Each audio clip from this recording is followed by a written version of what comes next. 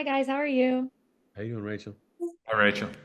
Doing great. So I wanted to start by asking all of you, and we can start with Lena and then just go kind of in a little circle. Um, One of my favorite things about movies set in the future is like everyone has a different take on what that future looks like, especially when it's a little bit more apocalyptic than others. So what for you guys was the joy of getting to tell a story in a future where you had the freedom to do what you wanted with it, but also make it feel unique in comparison to kind of all those other futuristic stories that we've been dealing with recently. Mm. Yeah, 40 Acres and the world that it's set in, what I love so much about like the futuristic aspect of it, and you never see the destruction or the implications of this to big cities. Mm. It's never shows you, oh, what happened to New York, what happened to Toronto. It only shows you how this family adapted.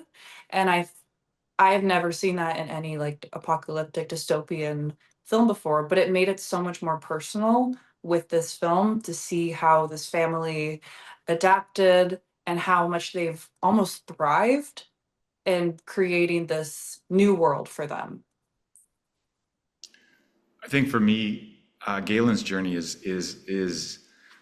actually again really specific. RT explained to me that after Galen's military service, he worked in the music industry, and then he was probably like a roadie, and so music became a key idea in how I related to Galen. And I was like, well, what kind of music? Like, what kind of bands did he support? And I was like, I love punk music. So I was like, he's gonna be a punk. He was a roadie for a punk band. So if you look at all of Galen's outfits, um, he wears Doc Martens. It's always black. He's got, rings and I talked to the production designer. I was like, let's have some classic Canadian punk bands like in the background and stuff. So there's nuance and there's detail here that I think are often absent. And even though it's a rural setting, this urban influence still remains. So for me, I love the opportunity and the freedom to be so detailed about this character. And for me, look, I'm a genre kid, so I love dystopian and post-apocalyptic stories, and I just, yeah, I wanted to put a little stamp on this, and I wanted to be a rural situation. I always used to watch Walking Dead, and I'm like, I know what the zombies eat, but I don't know what those families eat because I don't know where they're getting their food from, and it's so healthy. So for me, it was like, yo, I'm gonna put this on a farm. We're not gonna leave this farm. It's really gonna be about that. So you're going to see the agricultural practices of this particular family, some of the the indigenous practice that I had to learn about and do research and ask Michael about and stuff like that, just how they plant some of their food. And also just for this particular family to see how they survive. So I'm glad Michael brought up music. I think for both Black and Indigenous communities, so much of our identity is preserved through our culture, and it is music that is part of that. It is language that is part of that. It is our food practices that are part of it. It's our history.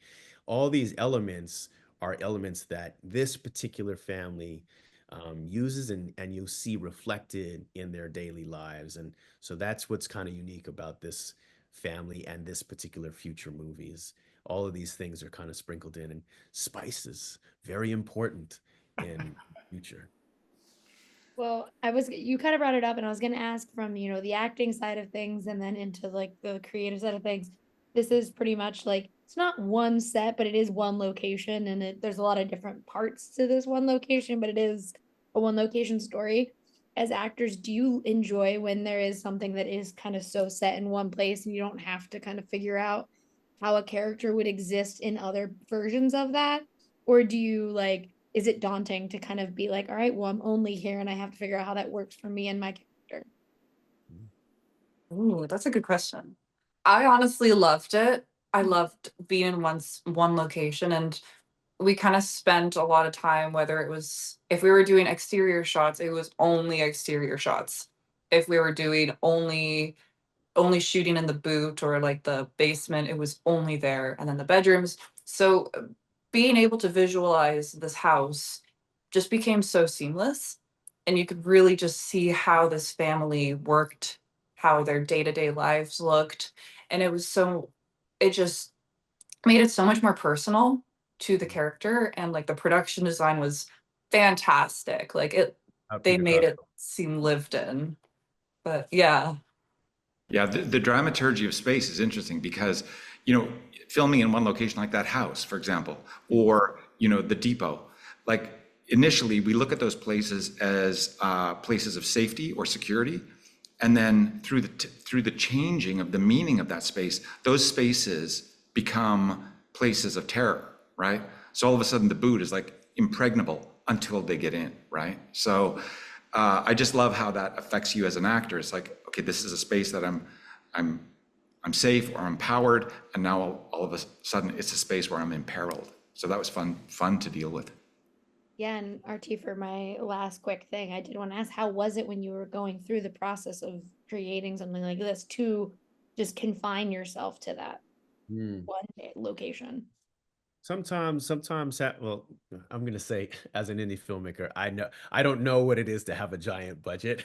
So I was gonna say sometimes having too much money is a problem. But look, I mean, I wanted to make something that was confined, that was claustrophobic. And even you think of a farm and yeah, it's wide open, but it's actually thoroughly scary. You know what I mean? Like if you're in a cornfield, you can't see around yourself. So I love that sort of, the two sides of a location like that, where it seemingly could be wide open and you should be feel safe, but you actually feel very afraid. And so that challenge was wonderful. I love challenges, doing a whole sequence in the dark with Michael was a wonderful challenge. And he stepped up, as you saw in the film. So Mhm. yeah, great stuff.